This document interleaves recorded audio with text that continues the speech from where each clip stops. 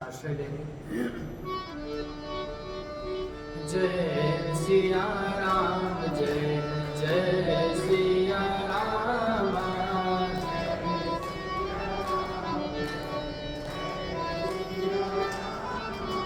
जय सिया राम, जय जय सिया राम,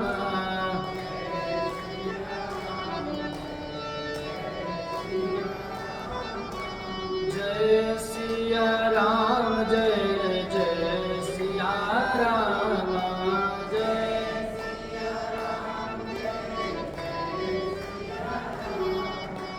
जय रघुनंदन, जय सिया राम,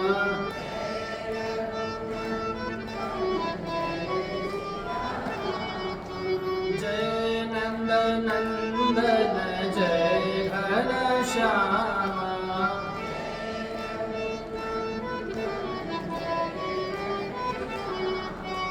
जानकी वल्लभ राजा राम,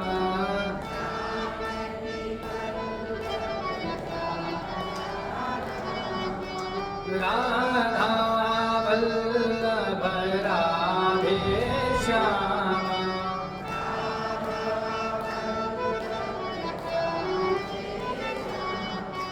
संकट मोचन कृपा निधान,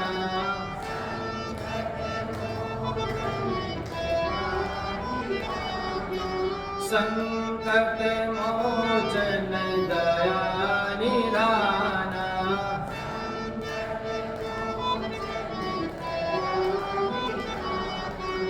अपना दास बना लो राम,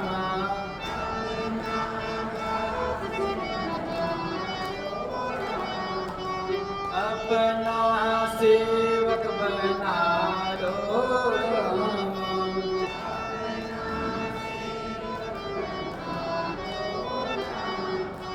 जय सिया राम, जय जय सिया राम, जय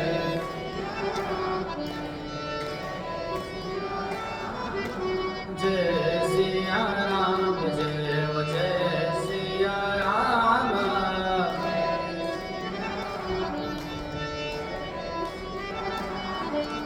जय सिया राम, जय जय सिया राम, जय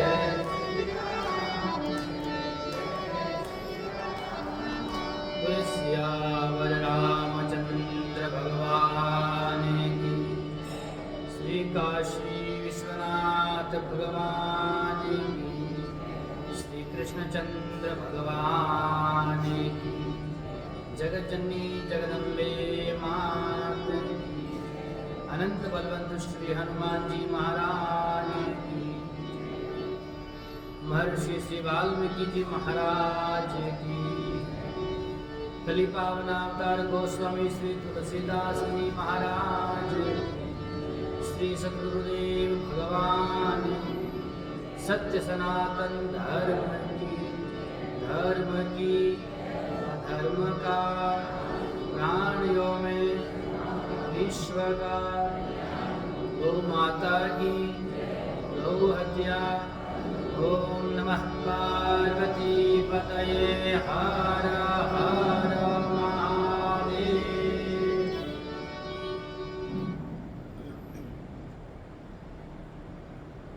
भक्तवांछा कल्पतरु अकारण करुणा वरुणालय भक्तवत्सल दीनवत्सल दयाशिव कृपाशिव सच्चिदानंद भगवान परमात्मा के गुरु चरणों में प्रणाम। परम पवित्र इस भारत भूमि को वंदन। भारत भूमि में विद्यमान समस्त देवी देवताओं के गुरु चरणों में नमन।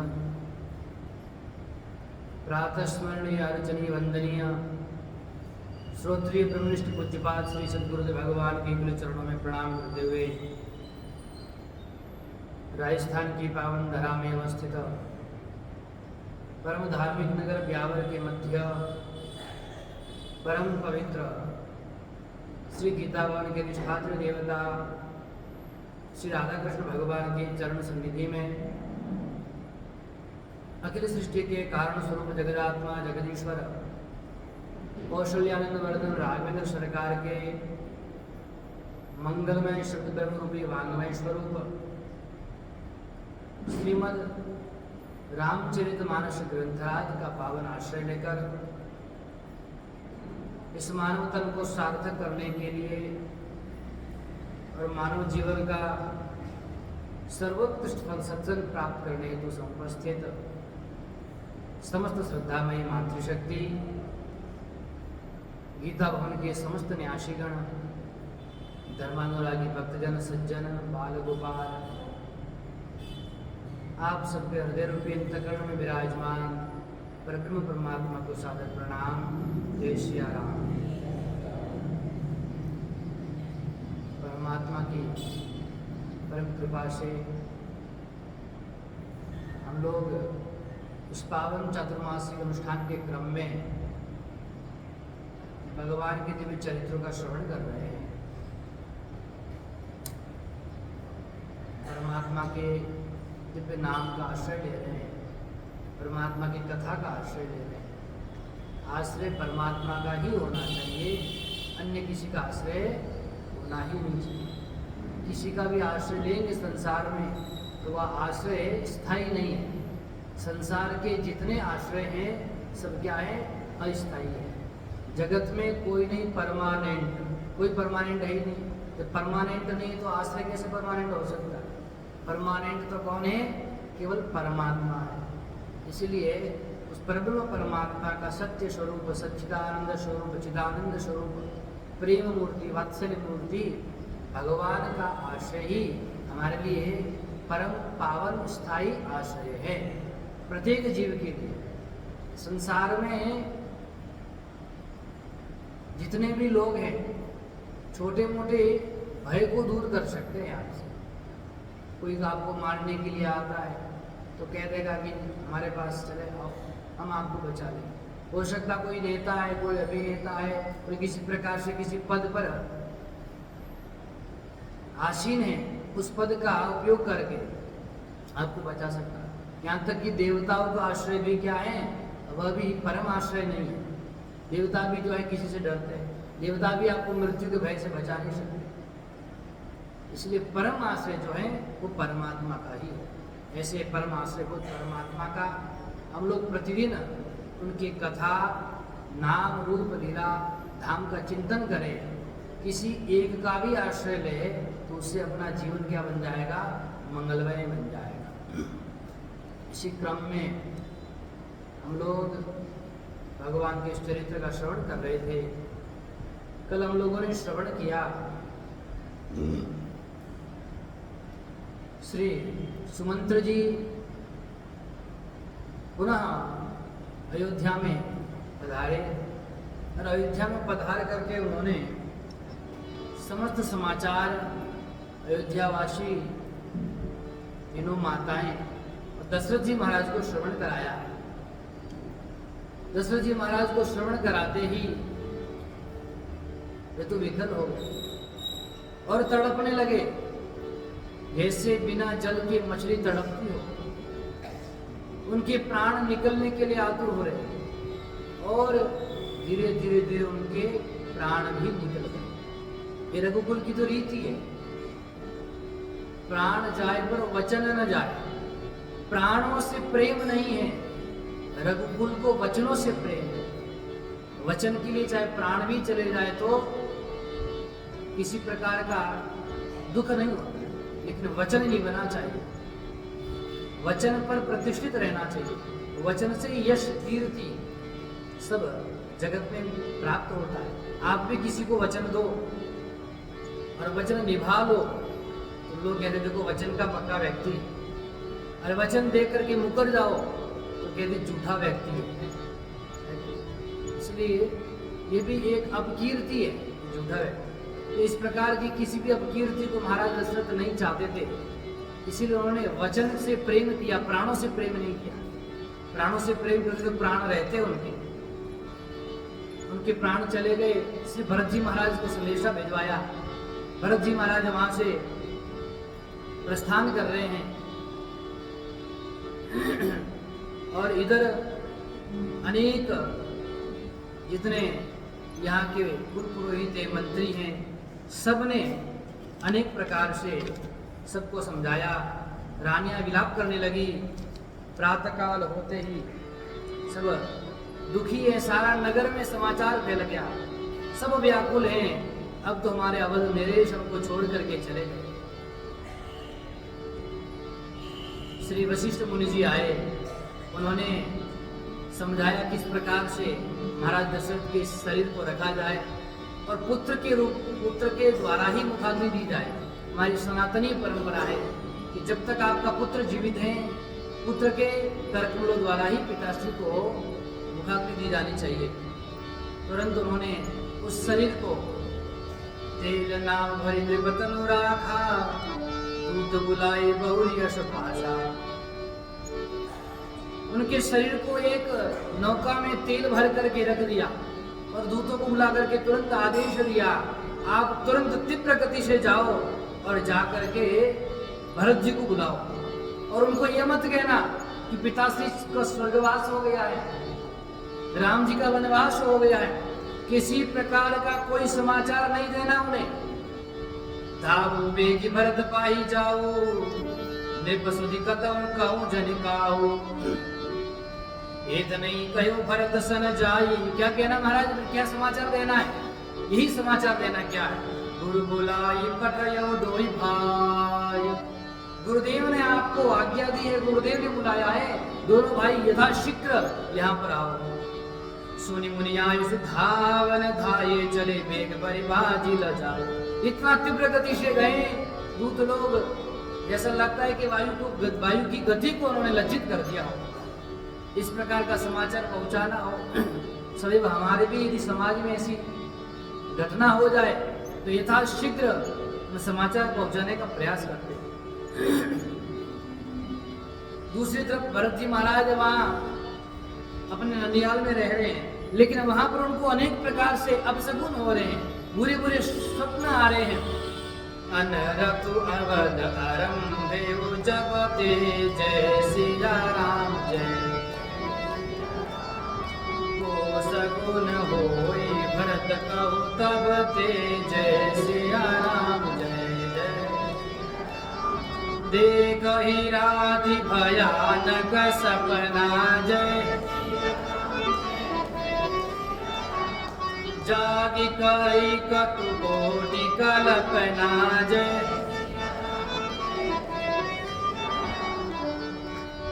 अनेक जब से अवध में, अयोध्या में भगवान राम के वनवास का यह प्रारंभ हुआ था, भगवान के जाने के लिए जो घटनाएं घटित हुई, जब से यह घटना घटित हुई तब से भरत जी को वहां अनेक प्रकार के विपरीत स्वप्न आ रहे हैं।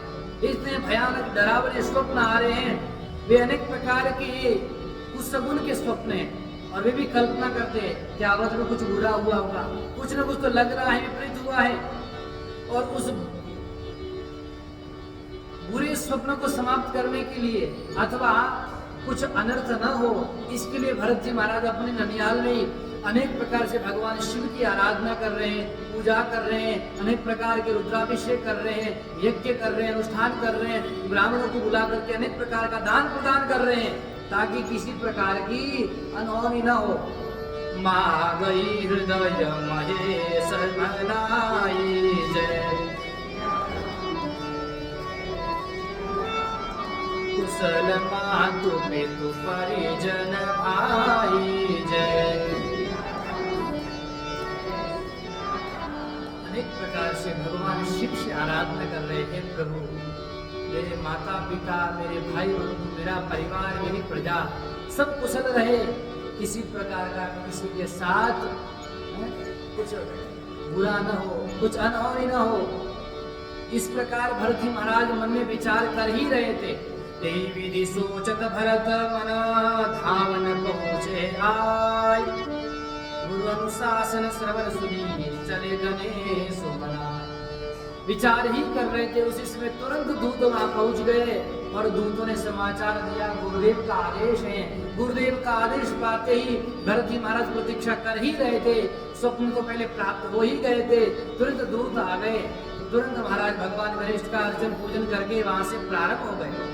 और कितने वेग से चले, इतने वेग से चले कि मानो कि वायुदेव को ही क्या कर रहे हैं, पीछे छोड़ रहे, तीव्र गति से जा रहे हैं। चले समीर बेग हय हाके जय सिया राम, जय जय सिया राम, नागत सरित सैल बन भागे जय सिया राम, जय हृदय सोच बड़ कचुन सुहाई जय सिया राम, जय अस जानै जी अजाऊराई जय सिया राम। भरत जी महाराज मन में विचार कर रहे हैं, कुछ समझ में नहीं आ रहा है, क्या करें। बड़े तीव्र गति से अश्व जा रहे हैं, उनके साथ में हृदय में अनेक प्रकार के विचार चल रहे हैं। कभी मन में विचार आता, अगर मेरे पास में कोई विमान होता अथवा मेरे पास में ऐसी कोई शक्ति होती, मैं उड़ करके तुरंत अयोध्या पहुंच जाता। बहुत मन में अनेक प्रकार की कल्पना कर रहे।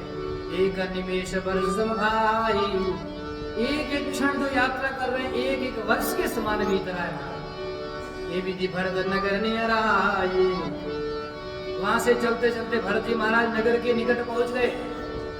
असगुन होय नगर पैठारा, रटई कुभाति पुगे तकरा। नगर के समीप पहुंचते ही महाराज अनेक प्रकार के असुर होने लगे। खेत में बैठे बैठे अनेक प्रकार के कुएं, बुरे स्थान पर बैठे हुए अनेक प्रकार के कृत्य कर रहे हैं। और उस खेत में सियार, गधे इत्यादि सब रोदन कर रहे हैं, विपरीत बोल रहे हैं। ये जब कब होता है, जब कोई अपशकुन होता है, कोई अनर्थ की हानि होती है, सब प्रतिकूल प्रतीति हो रही है। जहां जहां देखा वट वृक्षों को, पक्षियों को, पशुओं को, सबको, सबकी ओर से भरत जी महाराज को मानो ऐसा लग रहा है कि कुछ अनहोनी का संकेत दे रहे हैं महाराज। और जैसे ही उन्होंने परम पतित पावनी माता सरयू का दर्शन किया, ऐसा लग रहा श्रीहीन हो गई है, स्तंभित हो गई है। जो उस सरयू जी कल कल निनाद करती थी, बस सरयू जी मानो लग रहा आज रुक सी गई है। सारे वृक्ष के पत्ते झड़ से गए हैं, सारे वृक्ष भी अनेक प्रकार से संकेत दे रहे हैं। खग मृग हय गय चारि न जोए जय सिया राम, राम वियोग रोग वियोगे जय सिया राम। नगर नारी नर निपट दुखारी जय, मनहु सब संपत्ति हारी जय। मानो ऐसा लग रहा है भगवान श्री राघवेंद्र सरकार के वियोग में जितने पशु पक्षी घोड़े हाथी सब दुखी हो रहे हैं, सब रोगी से हो गए, सबको रोग लग गया, ऐसा लग रहा है हमारा। और वहां के नर नारी स्त्री पुरुष बालक वृद्ध सब दुखी हो रहे हैं, ऐसा लग रहा है उनकी सारी संपत्ति किसी चोर ने आकर के लूट ली है, इनका सारा खजाना लूट लिया गया है। इस प्रकार से दुखी मन से सब दिख रहे हैं। पूरजन मिलई न कही कछु, गवई जुहारहि जाई, भरत कुशल पूछी न सकही, वही विषाद मन। भरत जी महाराज पूछना तो चाहते हैं नगरवासियों से, अयोध्यावासियों से, आपकी ये दशा कैसे हो गई, ये परिस्थिति कैसे हो गई, ये स्थिति का कारण क्या है, लेकिन मन में इतना विषाद है, इतना भय है कि मैं इनसे क्या पूछूं। अरे कई बार तो ऐसा भरत जी महाराज को लग रहा है कि सब लोग जैसे मैं किसी की ओर देखता हूँ वे से मुंह फेर लेते हैं, लगता है मैंने कोई अपराध किया हो। अनेक प्रकार से भरत जी के मन में कल्पनाएं चल रही हैं। उन सब कल्पनाओं के बीच में भरत जी महाराज अपने आप को संभालते हुए महाराज धीरे धीरे महल में प्रवेश किए। महल में जैसे प्रवेश किया, सबसे पहले भरत जी महाराज कहाँ जाते हैं? कैकेयी मैया के महल में जाते हैं। क्यों जाते हैं? क्या माता से प्रेम है? क्या ननिहाल से समाचार सुनाने के लिए माता के पास में पहले जा रहे हैं? क्या कारण हो सकता है? कारण यह है, भरत जी महाराज अच्छी तरह से जानते हैं कि भगवान श्री मेरे राम सरकार से सबसे अधिक कोई प्रेम करती है तो माता कैकेयी प्रेम करती है, और जिससे अधिक प्रेम किया जाता है उसके पास ही अधिक समय बिताया जाता है। तो उन्होंने अनुमान किया सबसे अधिक प्रेम माता कैकेयी करती है तो मेरे राघव सरकार भी वहीं विराज रहे होंगे, और जब राघव सरकार वहीं विराज रहे होंगे, तीनों मैया वहीं उपस्थित होगी, तीनों मैया वहां रहेंगी, मेरे पिताश्री भी वहीं विद्यमान रहेंगे। इस कारण से आवत सुत सुनि कैकेयी नंदिनी जय, हरषि रवि कुल जल रुह चंदिनी जय। दूसरी तरफ माता कैकेयी ने जैसे समाचार सुना, समाचार सुनते ही महाराज अत्यंत प्रसन्नचित्त हो गई, आनंदित हो गई। दसों दिशाओं में तो आग लगी हुई है। किसकी आग? भगवान के वियोग की आग। और इधर माता कैकेयी हर्ष रही है, प्रसन्नचित्त हो रही है।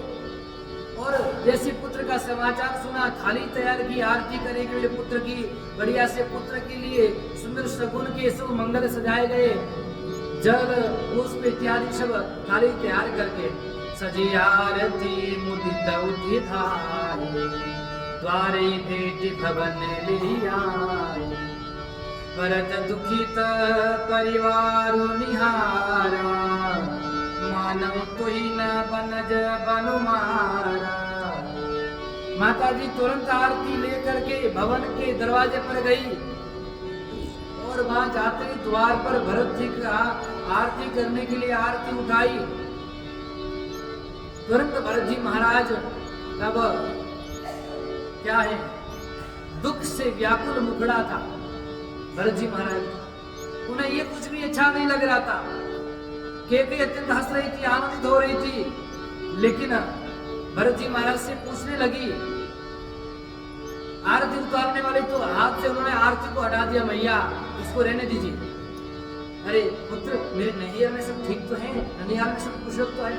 अधिक ना बोल करके सूक्ष्म शब्दों में दो शब्दों में उत्तर दिया, हाँ सब कुशल है।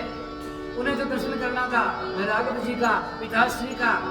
तुरंत कुशलता बता करके उन्होंने कहा, देखो एक तरफ तो पीछे कैसी विचित्र स्थिति है, एक तरफ उस अवधर नरेश चक्रवर्ती सम्राट दशरथ जी महाराज प्राणांत उस शरीर प्राणों को छोड़ करके उस शरीर में उनका शरीर रखा हुआ है, मृत शरीर विद्यमान है, और दूसरे तरफ हर्षित होकर के आरती उतारने की सूझी है। देखो तो सही, बुद्धि या मति कैसे भ्रमित होती है, कितनी विचलित, कितनी विपरीत बुद्धि हो गई है माता कैकेयी। थोड़ा सा भी भान नहीं कि मेरे घर में मेरे पति देवता का स्वर्गवास हो गया है, बिल्कुल भी भान नहीं। और पुत्र के आने पर इतना उत्सुक। इस दशा को देख करके भरत जी महाराज ने कहा, कहूँगा तात का सब माता, क्योंकि भरत जी महाराज माता कैकेयी के दर्शन के लिए आए ही नहीं थे। जो लक्ष्य था, जो उद्देश्य था, वो जब दिखा नहीं, माता पिता दिखे नहीं, भरत जी राघव जी दिखे नहीं, तुरंत पूछ लिया, कहाँ है मेरे तात, कहाँ है मेरे भ्राता, कहाँ है मेरे माता? कह राम लखन प्रिय भ्राता, राम लखन जानकी जी कहाँ हैं? मुझे दर्शन नहीं हो रहे उनके। सुनी सुध वचन सने मया, कपट नीर भरिने। पुत्र के वचनों को सुन करके माता कैकेयी ने कपट से युक्त घड़ियाली आंसू बहाना प्रारंभ कर दिया और कहने लगी, किस प्रकार से देखो अपने आप को दिखा रही कि मुझे दुख हुआ है। तात बात में सकल सवारी, हे पुत्र, मैंने सब बात बना ली थी, सारी बातों को व्यवस्थित कर लिया था। क्या बात संभाल ली भैया? क्या बातों को व्यवस्थित किया आपने? बताओ बताओ। हे मंत्रा साय विचारी, मेरा इस अवध में किसी ने सहयोग नहीं किया। एक जो मंत्रा है, इसी ने मेरा सहयोग किया, इसी ने मेरी सहायता की, इस कारण से मैंने सारा काम संभाल लिया। लेकिन कछुक काज विधि बीच बिगाड़े, विधाता ने थोड़ा सा काम बिगाड़ दिया। भैया क्या काम बिगाड़ा विधाता ने? भूपति सुरपति पुर पगुधरा धारे। कहने का तरीका कैसे कह रही है? ऐसे कह रही है जैसे यहाँ का राज्य छोड़ करके दूसरे राज्य में अच्छा पदोन्नति प्राप्त हो गई हो, दूसरा पद मिल जाता है, इस प्रकार से कह रही है। का थोड़ी सी बात बिगड़ गई है। अरे अवध के नरेश, अवध के कर्णधार, अयोध्या के राजा चक्रवर्ती सम्राट दशरथ महाराज अपने शरीर को त्याग दिए तो कह रही कि थोड़ी सी बात बिगड़ गई है। इस प्रकार से वचनों को सुना तो तभी भरत जी महाराज समझ गए अभी यहाँ से कुछ गड़बड़ी है, कुछ मैया ने कुछ किया है। तुरंत सुन करके महाराज भरत जी तो व्याकुल हो गए। सुन करके ऐसा लगा कि उनका हृदय फट सा गया है, अपने आप को संभाल नहीं पा रहे थे। तात तात तात पुकारी परे भूमि तल व्याकुल भारी। जैसे पिताश्री के स्वर्गवास का समाचार सुना, सुनते ही हे पिताश्री पिताश्री हे तात कह करके महाराज अपने आप को संभाल नहीं पाए और तुरंत भूमि पर गिर पड़े। महाराज होश नहीं रहा, शरीर में कोई शक्ति नहीं रही, मानो शरीर मूर्छित हो गया हो। इस प्रकार भरत जी महाराज की स्थिति हो गई है। अब रोते रोते क्या करे, कैकेयी भी अपना नाटक प्रारंभ कर दिया। उन्होंने भी रोते रोते कह रही हैं, चलतन देखन पायव तो ही। अनेक प्रकार से समझा रही हो भी, लेकिन भरत जी महाराज बड़े विषाद युक्त होकर के, व्याकुल होकर के, उनके मन में दो ही ग्लानि है। सबसे बड़ा दुख क्या है? यही दुख है हे पिताश्री, क्योंकि भरत जी को पता नहीं है कि पिताश्री का अंतिम संस्कार भी हो चुका है, जानकारी नहीं है। अभी तो ये भी जानकारी नहीं हुई कि राम जी को वनवास मिला है। तो अत्यंत पीड़ा हुई उनको कि हे पिताश्री आपने चलतन देखन पायव तो ही। अरे मैंने आपका अंतिम दर्शन भी नहीं किया, मैं आपके अंतिम दर्शन करने का भी तो है वो अवसर प्राप्त नहीं कर पाया। और सबसे बड़ा दुख तो यह है पिताश्री तातन रामई सापेउ मोही। ये पिताश्री आपने मुझे अपने हाथ से राघव जी को क्यों नहीं सौंप दिया है? आप मुझे अपने हाथ से राघव को सौंप देते तो मैं समझता कि मेरे राघव का हाथ से मेरे सिर पर है। गौरी धीर धरी उठे संभारी तो पितु समरण हेतु महतारी। अब महाराज बड़े व्याकुल दुखी तो है, लेकिन फिर भी अपने आप को संभाल करके उठ करके माता जी से पूछा, हे माता कैकेयी आप ये बताओ पिताश्री का ये स्वर्गवास कैसे हुआ, पिताश्री की मृत्यु कैसे हुई, मुझे कारण बताइए। माता कैकेयी ने मानो अब जान लिया है कि अब पूछा है तो अब बताना तो पड़ेगा ही। जैसे भरत जी ने पूछा, माता कैकेयी ने प्रारंभ से लेकर के जो सारी घटनाएं थी, आदि होते सब आपनी करनी जय सिया राम,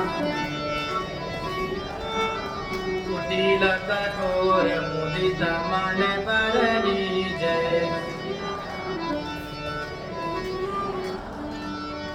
का कुटिल और कठोर कैकेयी मैया ने सारी की सारी जो है घटना, जो वृत्तांत, जो वर्णन था सब बता दिया। प्रारंभ से किस प्रकार से कैसे महाराज का मरण हुआ, कैसे महाराज स्वर्ग सिधारे। भरतई बिसरे ऊपी तुमरना। अब भरत जी महाराज ने इसे सुना सारी कथा को। कथा में यह सुना कि राघवेंद्र सरकार वनवास को चले गए, उनको वनवास दिया गया है। तो महाराज पिताजी का दुख तो भूल गए, लेकिन भरतई बिसरे ऊपी तुमरना सुनत राम बन गोन। हे तू अपना पऊ जानी जिया थकित रहे धरि मोह। दुख दो प्रकार का होता है। पिताश्री का सुना तो व्याकुल हुए, फिर संभाले, लेकिन जैसे भ्राताश्री का सुना तो महाराज फिर तो पिताश्री का दुख भूल करके वे अपने आप को इतना वो दुखी हो गए, इतना परेशान हो गए कि अब कुछ बोल भी नहीं पाते। संसार में दुख दो प्रकार के होते हैं। एक दुख वह होता है जिसको सुनकर के हम रोने लगते हैं, और एक दुख इतना भयानक होता है, न रो सकते हैं, न कह सकते हैं, न बोल सकते हैं, बस हमारा चित्त, हमारा मन बिल्कुल विवेक शून्य हो जाता है, कुछ भी चिंतन करने योग्य नहीं रहता है। इसलिए कई बार हार्ट अटैक जब आता है ना, तो इसी अवस्था में आता है कि महाराज आप कुछ कर नहीं सकते, उस समय आपकी हृदय गति रुक जाती है, इतना भयानक चिंतन होता है कि आपकी बुद्धि से, मन चित्त से परे हो जाता है। इस अवस्था को, इस स्थिति को सुन करके भरत जी महाराज ऐसी अवस्था को प्राप्त हुए कि महाराज अब न बोल पा रहे, न सो पा रहे, न रो पा रहे, न कुछ कह पा रहे। बिगल बिलो की सुतई समुझावती, जय सिया राम जय। मन उजरे पर लोन लगावती, जय सिया राम जय। तात राव नहीं सोचे जोग जय, दृढ़ सुकृत जसु दीन भोग जय। माता कहते ने अपने इस पुत्र की ऐसी विकट अवस्था को देख करके उन्होंने समझाना प्रारंभ किया, हे पुत्र ऐसा नहीं है, हे पुत्र आपके पिताश्री ने जो सारे अच्छे कार्य किए वे सोचने योग्य नहीं है, उनको तो उन्होंने इस संसार के सारे भोगों को भोग लिया था। मान लो ऐसे कह रही जैसे यहाँ से कह करके गए मैं जा रहा हूँ आराम से, कितना दुख, इतना पीड़ा दिया आपने, वो बिल्कुल भी उनके मन में कोई शोक नहीं है, कोई दुख नहीं है, किसी प्रकार का संताप नहीं है। जीवत सकल जन्म फल पाए, जय सिया राम जय। अंत अमर पति सदन सिधाए, जय।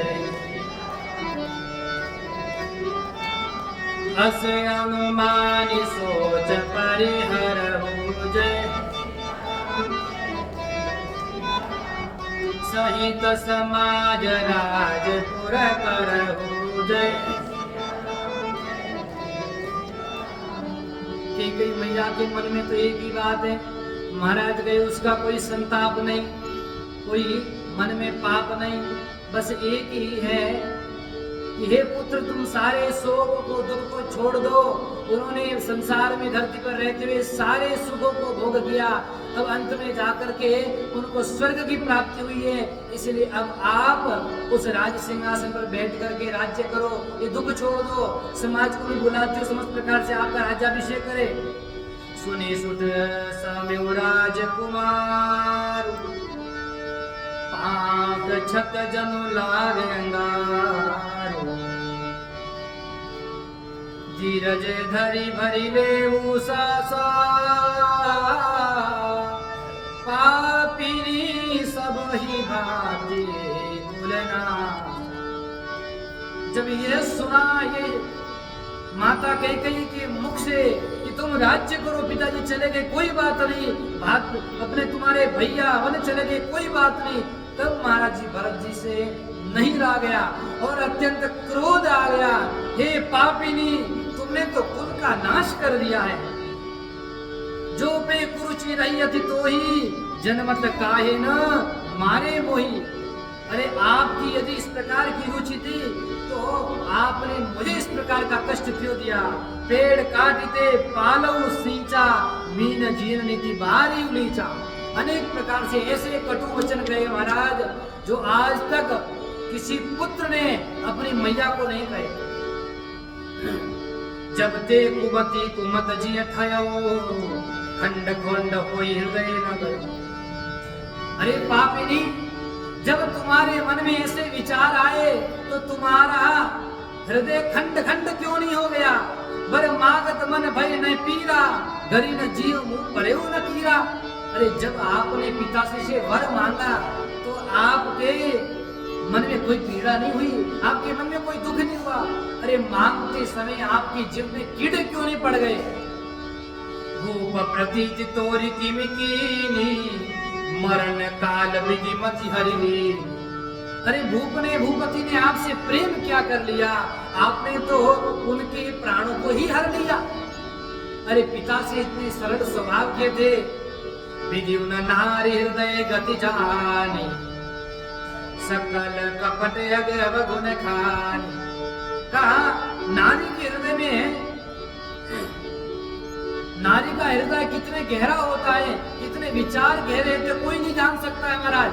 समुद्र की गहराई और नारी के मन की गहराई कोई नहीं समझ सकता। क्या चिंतन चल रहा है, सारे कपटों को आपने अपने हृदय में छिपा करके रखा था।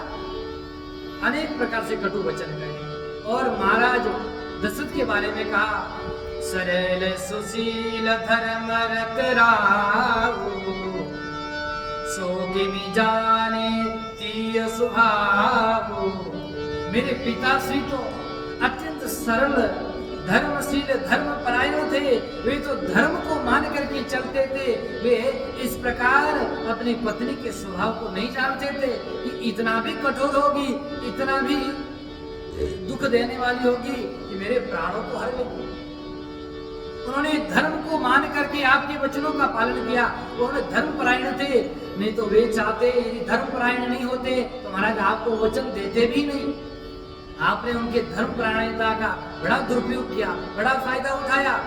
अस्य को जीव जंतु जग माही, जी रघुनाथ प्राण प्रिय नाही। और ये बताओ इस संसार में ऐसा कौन जीव है, ऐसा कौन सा जंतु विद्यमान है जो ठाकुर जी को प्रेम नहीं करता, जिसका प्रेम ठाकुर जी से नहीं है। लेकिन तुम कैसी हो, यही तो राम तेई तो असी सत्य कहूं। अरे आप ये बताओ कि राम जी आपके शत्रु कैसे बन गए। एक समय आप कहती थी कि राम प्राण के अधिक राम मुझको प्रिय है, आज वही राम आपके शत्रु कैसे हो गए। आप मुझे सत्य सत्य बताना। जो हसी सो हसी मुआ मसिलाई, आखी ओट उठी बैठ जाई। हंस करके कुछ कहने लगे। अब भरत जी महाराज ने अपनी माता को इतने कटु वचन कहे।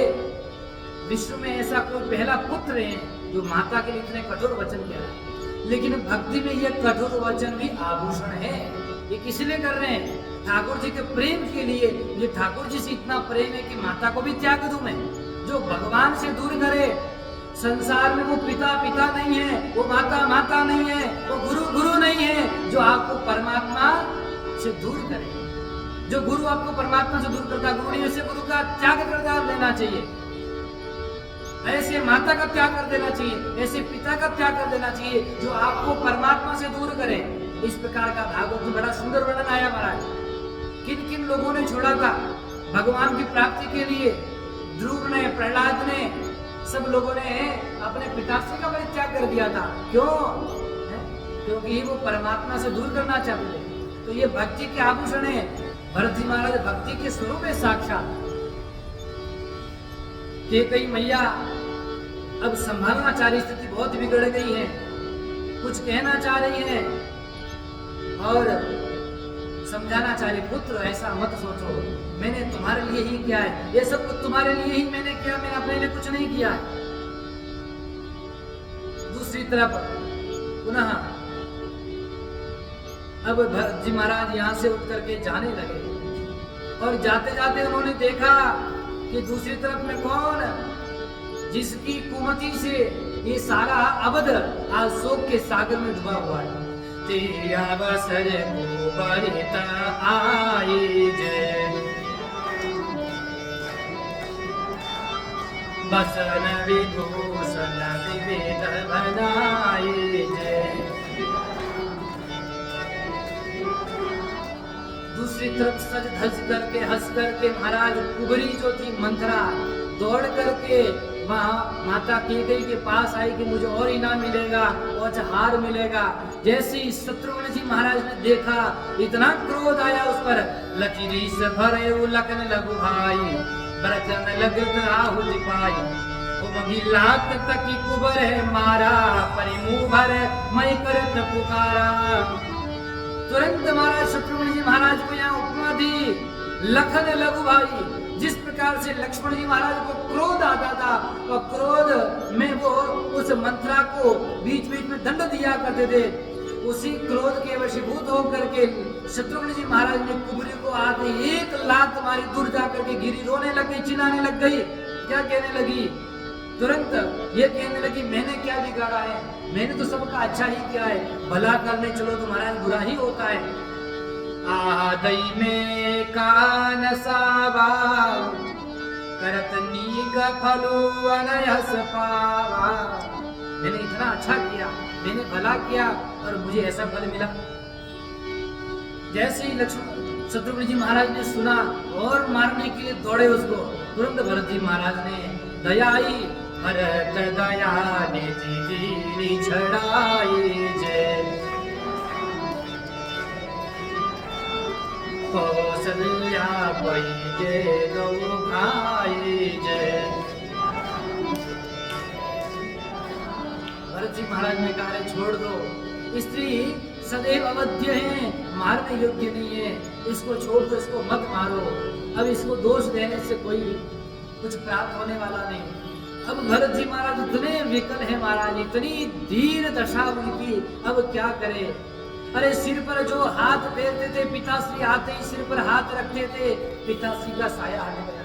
जिस माता की गोद में जाने के लिए तरसते थे, माता प्रेम से मुझे समझाएगी, पिताश्री के जाने के बाद में कुछ तो सांत्वना देगी, लेकिन मेरी माता तो विपरीत निकली। अब तो इतना हृदय जल रहा है, इतना अंगारे जैसे हृदय में उठ रहे हो। अब और एक और उपाय था कि मेरे राघव होते तो वे भी मुझे प्रेम करते, वे मेरे हृदय को शांत करते।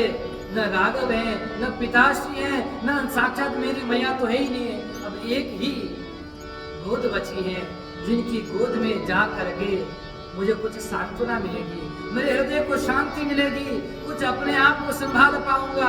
जो परिस्थिति हो रही है, हो सकता है मेरे प्राण न निकल जाए। इस स्थिति से भरत जी महाराज यहाँ से निकले। दूसरी तरफ माता कौशल्या को ऐसे समाचार मिला, माता कौशल्या भरत ही देख मातो दिखाई जय सिया राम, मूर्छित अवनि परिचय आई जय, देखत भरत बगल भय भारी जय, परे चरण तन दशा बिसारी जय।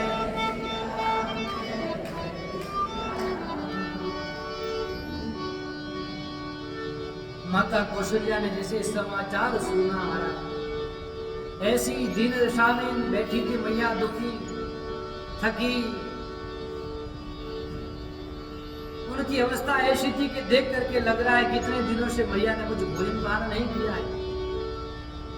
तुरंत जैसी समाचार सुना, सुन करके खड़ी हुई और दौड़ करके भरत को गले लगाने के लिए भाग ही रही थी कि महाराज खड़ी होते ही 2 कदम चली और तुरंत गिर गई नीचे। माता चल नहीं पा रही है, ऐसी दुर्बल हो गई है, इतनी विकट स्थिति हो गई है। तुरंत भरत जी महाराज गए, माता जी को प्रणाम किया, प्रणाम करके माता श्री को उठाया और माता श्री के पास में जाकर के रोने लग गए। हे मैया, ये क्या हो गया है? मातु तात कह देहि दिखाई, कह राम लखन दो भाई। माता कैकेयी के वचनों पर विश्वास नहीं हुआ कि ऐसे ऐसे वचन कह रही, हो सकता असत्य हो। तुरंत माता कौशल्या के पास में गए, प्रेम से पूछा, हे माँ, पिताश्री कहाँ हैं? मेरे भैया कहाँ हैं? माता जानकी कहाँ हैं? और मेरे छोटे भाई लखन कहाँ हैं? के कई कत जन्मी जग माजा, अरे जो जन्मी ता भय काई न बाजा। हे मैया, इस जगत में कैकेयी आई क्यों? कैकेयी ने जन्म क्यों लिया? और यदि जन्म भी लिया तो बांझ क्यों नहीं हुई? यदि बांझ होती तो कम से कम मैं उसके पुत्र से, बांझ न होती तो मेरा तो उसके गर्भ से जन्म नहीं होना चाहिए। कुल कलंक जई जन्मे मोही, मुझे कुल का कलंक बना दिया, सारे संसार में अपयश का भाजन बना दिया, मेरी अपकीर्ति हो गई। तो त्रिभुवन मोही सरिस भागी। हे मैया, मेरे जैसा इस संसार में भागी कौन होगा? मेरे जैसा इस संसार में ऐसा दुर्भाग्यशाली कौन होगा जिसके कारण सारे अवध में ऐसा शोक, ऐसा दुख, ऐसी भयानक पीड़ा हो गई मैया। अनेक प्रकार से भरत जी महाराज ने कहा ये जो पिताश्री स्वर्ग में गए हैं और भगवान राम जी वन में गए हैं, इन सब का कारण मैं हूँ। ये केवल मेरे ही कारण ऐसा अनर्थ हुआ है, समस्त अनर्थों का कारण मैं हूँ।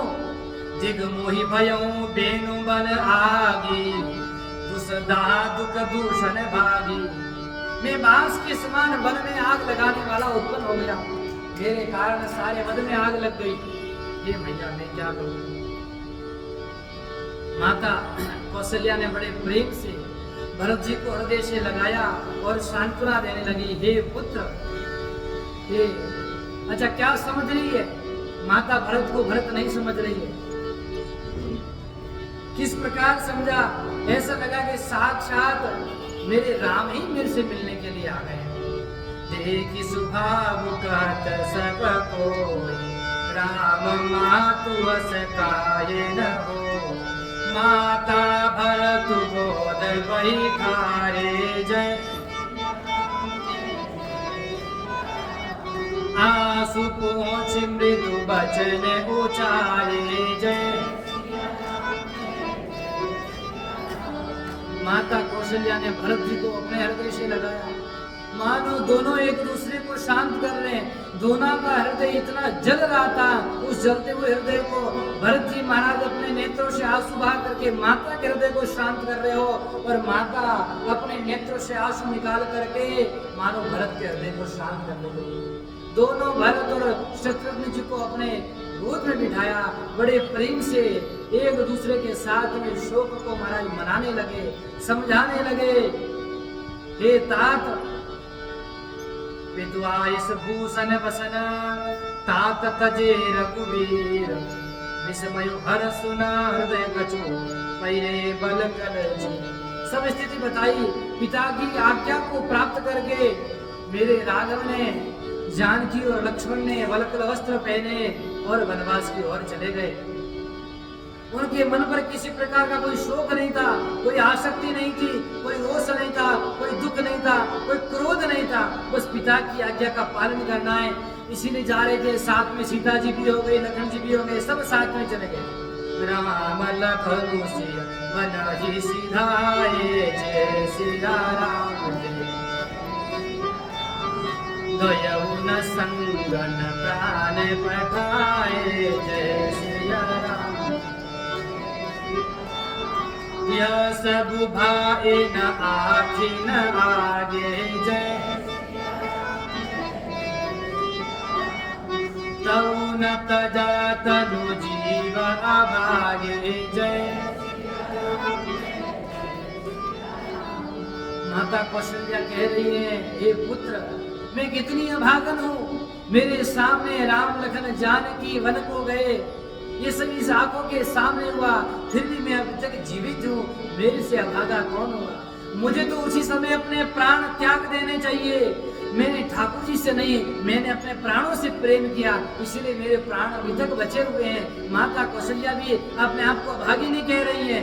मुझे लाज तक नहीं आई, मोहि न लाज निज नेहु निहारी, राम सरिस सुत में महतारी। अरे मेरे राम जी से पुत्र हुए, उस पुत्र के वियोग में मैं अभी तक भी जीवित हूँ। मुझे जीवित रहने का कोई अधिकार नहीं है। जिए मरे भल भूपति जाना, मोर हृदय से तो पुलिस समाना। अरे मेरे हृदय कितने कठोर हैं। राम छोड़ करके वन चले गए, दशरथ महाराज भी हमको छोड़ करके स्वर्ग चले गए, फिर भी मैं जीवित हूँ। माता कौशल्या अपने आप को दोष दे रही है। कौशल्या के वचन सुनी भरत सहित निवास, व्याकुल विलपत राजगृह मानो शोक निवास। माता के वचन सुनकर के भरत जी महाराज और दुखी हो गए। सारे अयोध्या नगर में महाराज शोक की लहर चल रही है। सब वहां के नर नारी पुरवासी, यहाँ तक कि पशु पक्षी खग मृग सब के सब मानो बस एक जगह बैठ करके रो रहे हैं, विलाप कर रहे हैं। भरत जी महाराज अब माता को कह रहे, मैया यदि माता कैकेयी के वचनों से 1% भी मैं सहमत हूँ तो महाराज संसार के जितने बड़े बड़े पाप हैं, सारे बड़े के बड़े पाप कोटि ब्रह्मांड के अनेक पाप मुझे लग जाए। 28 प्रकार के पापों को गिनाया है कि मैं उन पापों का भागी बन जाऊं यदि मैं 1% भी माता के वचनों से सहमत हूं। जय अगमात पिता सुत मारे, जय सिया राम जय। गाय गोद मई सुरपुर जाए, जय सिया राम जय। जय अगतिय बालक वध कीने, जय मीत महीपति माहुर दीने, जय। हे मैया, जो माता पिता की हत्या करने से पाप प्राप्त होता हो, जो पुत्र को मारने से पाप लगता हो, जो गौशाला और ब्राह्मण जहाँ निवास करते हैं उनको जलाने से जो अत्यंत ब्रह्महत्या का पाप लगता हो, और स्त्री को मारने से, बालक को मारने से जो कठोर से कठोर महापाप लगता हो, जो मित्र और राजा को जहर देने से, मारने से पाप लगता हो, सारे के सारे पाप मुझे लग जाए यदि मेरा एक प्रकृति। जे पातक उपपातक ही, जो मन कर्म वचन समस्त प्रकार से इस संसार में जितने छोटे बड़े पाप होते हैं, सारे के सारे पाप विधाता मुझे दे दे। बेचही वेद धर्म दुहि लेही, विसुन पराय पाप कही देही। जो महाराज वेदों को बेचते हैं, धर्म को धोते हैं, चुगलीखोरी करते हैं, दूसरों के पापों को सदैव कहते रहते हैं, जो कपटी छली क्रोधी द्वेषी, ये जितने संसार में जो लोग वेदों की निंदा करते हैं, इन सबको जो महान पाप लगता है वो पाप मुझे लगता है। इस प्रकार 28 प्रकार के अनेक पाप गिनाए, मैं सारे के सारे पाप मुझे लग जाए। ऐसे वचन जब सुने माता केकई, माता कौशल्या के नेत्रों से अश्रुपात की धारा बह रही थी और डबल हो गई। पर माता कहने लगी, मातु भरत के वचन सुनी, साचे सरल सुभाय। ताति राम प्रिय तात तुम, सदा वचन मन गाए। हे भरत, हे मेरे पुत्र, तुम तो मन कर्म वचन से कभी भी राम जी के प्रतिकूल नहीं हो सकते हो। चाहे चंद्रमा अग्नि बरसाने लग जाए, कोई ज्ञानी को मोह नहीं होता है, चाहे ज्ञान होने पर भी किसी को मोह रहे, लेकिन मेरा यह मत है कि आप कभी भी तीनों कालों में स्वप्न में भी राम के प्रतिकूल हो नहीं सकते। अस कही मात भरत ही अलाए, जय। धन पयस्त्र वै नयन जल छाए, जय। करत विलाप बहुत ही भांति, जय। बेट ही बीत गई सब राति, जय। माता कौशल्या के हृदय में एक तो प्रेम भी प्रकट हो रहा है भरत के प्रति, और दूसरा दुख इतना भयानक है। माता के नेत्रों से अश्रुपात भी हो रहे हैं, और प्रेम के कारण माँ के पयम भी जो है श्रमित हो रहा है। इस प्रकार की स्थिति, रात को दोनों रोते रोते रोते महाराज, रात्रि बीत गई, प्रातःकाल हुआ। प्रातःकाल होते ही जितने राजगुरु कुल पुरोहित सारे मंत्री सहित आए, और आकर के उन्होंने अनेक प्रकार से भरत जी को, माता कौशल्या को, तीनों रानियों को, सबको समझाया और भरत जी से कहा, हे पुत्र, अब उचित समय जान करके अपने पिताश्री के लिए जो विधि है सब विधि को करो। समस्त चंदन अगर आरे बहु आए, जय सिया राम जय। अमित अनेक सुगंध सुहाए, जय। सरजू तीर रची चिता बनाई जय जनु सुरपुर सोपान सुहाई जय। समस्त प्रकार से अंत्येष्टि की समस्त अंतिम संस्कार की सज्जता की गई। सुंदर विमान बनाया गया। उस विमान में महाराज दशरथ को बिठाया गया और माता सरयू के किनारे सुंदर काष्ठ की, सुंदर चंदन के काष्ठ की इतनी सुंदर चिता बनाई गई। और ये विधिदा क्रिया सब कीनी जय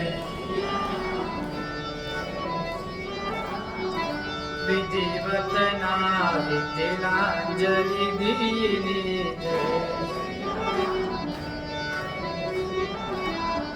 सोधि सुमृति सब वेद पुराना जय कीन भरत दस गात विधाना जय। सब प्रकार से जो अंत्येष्टि संस्कार वहां गए, चिता बनाई और मुखाग्नि से भरत महाराज ने बड़े कठोर हृदय से अपने पिताश्री को मुखाग्नि दी। अंतिम संस्कार हुआ और महाराज उस समय एक ऐसी स्थिति सामने आई जिसको देख करके सारे लोग भयभीत हो गए। एक ऐसा दृश्य वहां उपस्थित हुआ। सारी प्रजा, नगर नर नारी, बालक युवा वृद्ध देख करके देखते ही रह गए। जैसी मुखाग्नि देने वाले थे, चिता प्रारंभ ही होने वाली थी, उससे पूर्व तीनों रानियों ने महाराज कहा कि हम भी अब जीवित नहीं रहेंगे, अब हम भी अपने पति देवता श्री चक्रवर्ती सम्राट दशरथ जी महाराज के साथ में जाएंगे। लेकिन भरत जी ने कहा मैया अब पिताश्री चले गए, भैया चले गए, अब मेरे हाथ पर किसका, मेरे माथ पर किसका हाथ है? अब मुझे कौन समझाएगा, मुझे कौन समस्त प्रकार से संतोष देगा? यद्यपि धर्म है लेकिन परम धर्म यह है कि राघवेंद्र सरकार का दर्शन होगा, इसलिए परम धर्म के लिए धर्म का त्याग उचित है। इसलिए आप इस प्रकार का कृत्य न करें और आप रह करके राघवेंद्र सरकार के दिव्य दर्शन की प्रतीक्षा करें, निश्चित वे लौट करके आएंगे। समझाया भरत ने महाराज और उसके बाद में सब विधि क्रिया की। पुत्र के क्या कार्य महाराज? पुत्र किसे कहते हैं? पुत्र किसे कहते हैं? पुत्र के 3 विशेष कार्य शास्त्रों ने बड़े सुंदर बताए कि पुत्र कौन होता है जो इन 3 कार्यों का पालन करता है। पितोहित भरत की निज सकरनी जय सिया राम, सो मुख लाभ जाहि नहीं बरनी।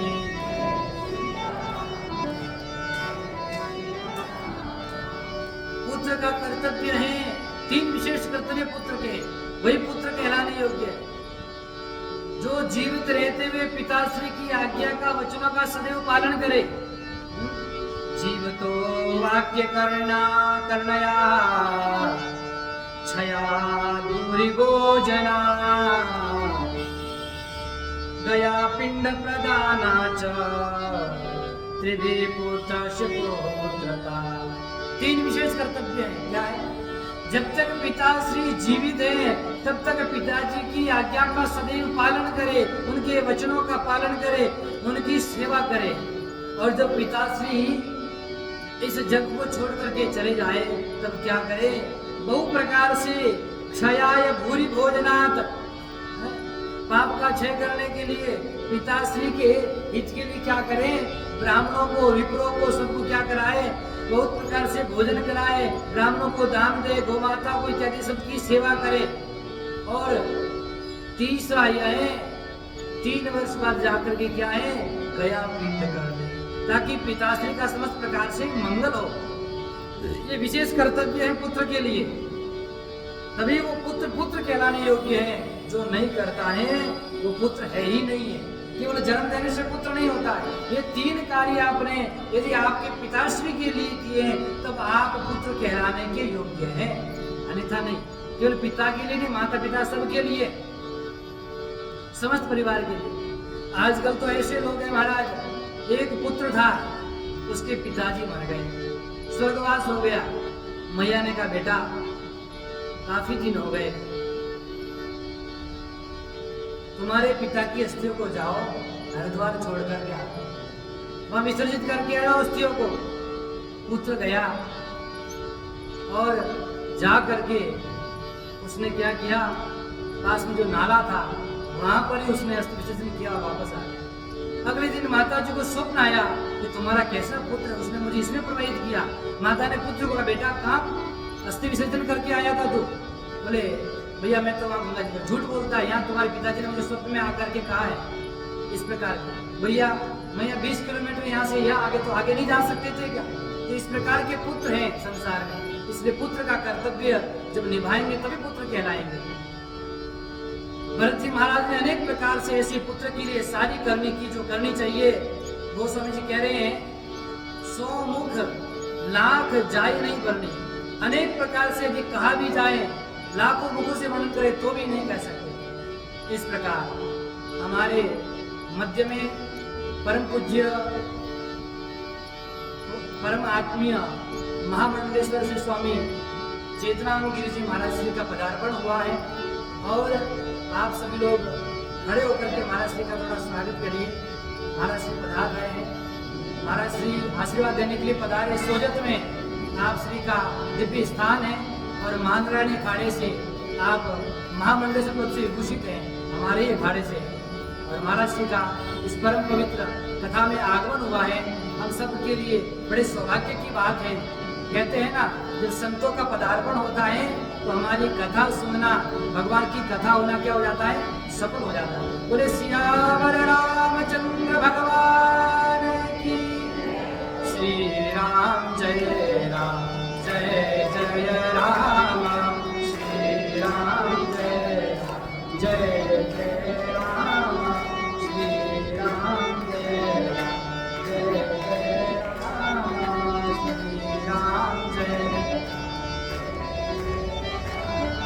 श्री राम जय, श्री राम जय राम जय जय राम,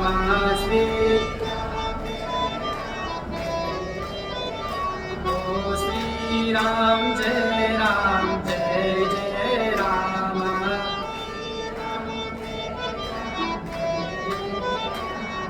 श्री राम जय राम जय जय राम, श्री राम जय जय जय राम, श्री राम जय राम जय जय राम। समस्त प्रकार से इधर भरत जी महाराज ने समस्त कृत्य किए। कुछ समय बाद राज्यसभा बुलाई गई, राज्यसभा में बैठे, वहाँ अनेक प्रकार से सब कुल पुरोहित, मंत्री और गुरुदेव भगवान वशिष्ठ जी महाराज ने आकर के भरत जी को समझाना प्रारंभ किया। क्या समझाया?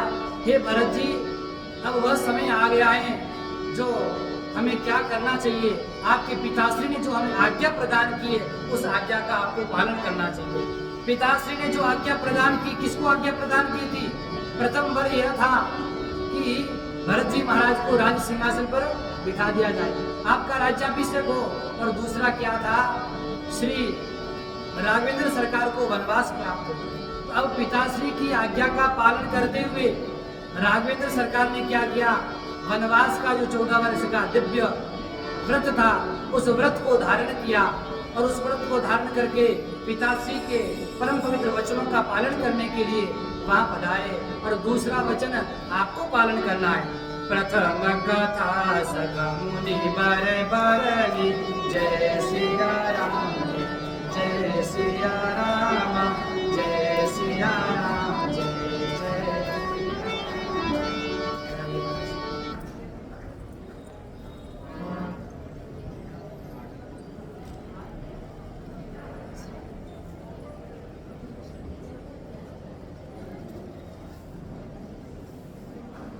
बोले सियावर रामचंद्र भगवान की। परम पूज्य महाराज श्री का पदार्पण हो गया। आप सभी लोग अपने अपने स्थान पर विराजे और हम लोग अब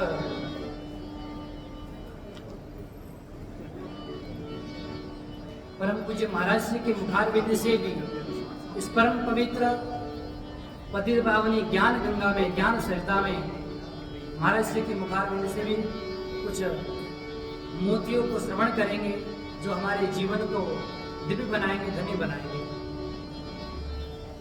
परम पूज्य श्री वशिष्ठ जी महाराज ने भरत जी को सब कथा वर्णित की और उसके बाद में यह बताया कि आपको भी व्रत का पालन करना पड़ेगा, क्योंकि यह हमारी सनातन संस्कृति है कि जो पिताश्री ने आज्ञा प्रदान की है उसके वचनों का आपको पालन करना चाहिए। इस संसार में जिस जिसने पिताश्री की आज्ञा का पालन किया है उन सबका यश कीर्ति सदैव इस जग में प्रसिद्धि हुई है। इसलिए आपको भी क्या करना है, उस वचन का पालन करना है।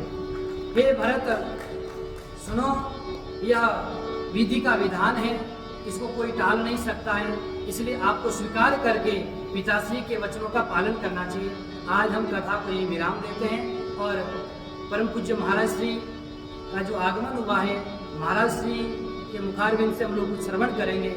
आप श्री का आश्रम परम पवित्र सोजत धार्मिक नगरी वहीं पर है और आप हमारे परम पवित्र मांगरानी अखाड़े के पूज्य महामंडलेश्वर दिव्य पद पर विभूषित हैं और आश्रम में आपका सदैव आशीर्वाद प्राप्त होता रहता। हमें आश्रम भी आना जाना होता है और आज भी इस चातुर्मास में दिव्य प्रकार से आपने बड़ी कृपा की, हमको आशीर्वाद देने के लिए आप पधारे। आपका इस दिव्य कथा में स्वागत है। परम पूज्य महाराज जी से निवेदन करूंगा, आप हमें आशीर्वाद देकर कृतार्थ करें।